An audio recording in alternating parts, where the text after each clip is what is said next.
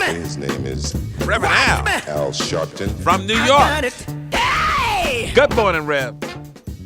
Good morning, and I want to alert every one of our listeners that three significant things happened this week in terms of our movement toward criminal justice reform. First, the officer in New York, Daniel Pantaleo, was fired by the police commissioner after the findings of the administrative judge that he, in fact, did contribute and was a cause of the death of Eric Gardner by putting him in an illegal chokehold. This is far from what we want. We wanted criminal prosecution, but at least he will not maintain his job. If he had maintained his job, it would have sent a terrible signal. So for the first time in decades, we did get an officer fired. He'll appeal it, but it does not seem like that can be overturned. Secondly, in the state of California, the governor signed the Stephon Clark law. You might remember that this was the 18-year-old young man in 2018, unarmed in his grandmother's backyard, killed by police who said they thought his cell phone was a weapon.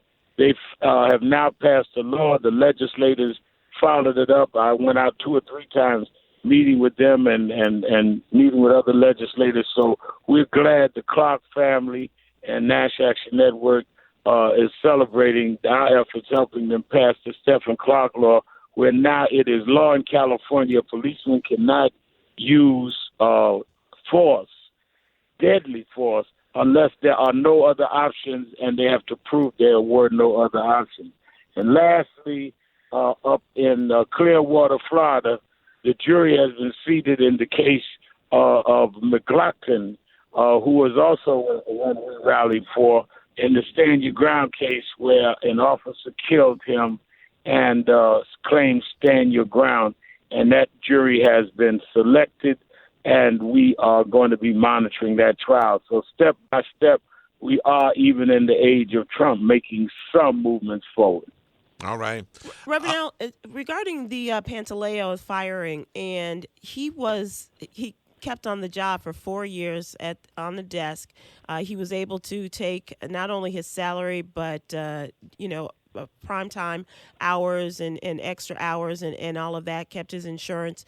Now he's now not going to receive that, but still the amount of money that he was able to stack up in the 5 years is mind-boggling. Absolutely, which is why it is good. The mayor did say they're instituting a new law where they can no longer wait more than a year to bring departmental charges. That cuts off any kind of length of time like this. He claimed the reason they didn't this time is because they were waiting on the Justice Department, but now they're instituting a law that no matter what the Justice Department or other agencies do, you can't delay more than a year without finding the officer either worthy to continue to work or not. And the GoFundMe campaigns are going strong on his behalf as well. Oh, yeah, they're raising lots of money.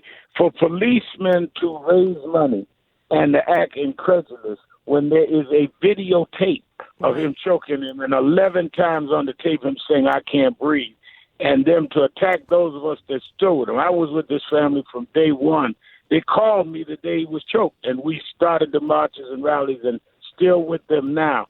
And for them to have to hear and see this tape and people act like they're not looking at what they're looking at. It's like Richard Price said, "Don't believe your lying eyes." I mean, it is absolutely insulting.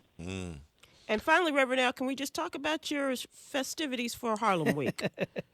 Dancing Ray. Well, I go to Harlem Week every year rather. It's a big celebration. And I was walking by and some of the folks were mingling and dancing as it stands, and they played on Stevie Wonder's record, and the spirit hit me. A lot of people think I was dancing because Pantaleo got fired. I was dancing because on Sunday sometimes the spirit hit you. You never know how you're going to react when the spirit hits you. Amen, Reverend Al. Amen. You go with the flow. You go with the flow. They thought you were dancing because Pantaleo got fired. The spirit hit you. Stevie and the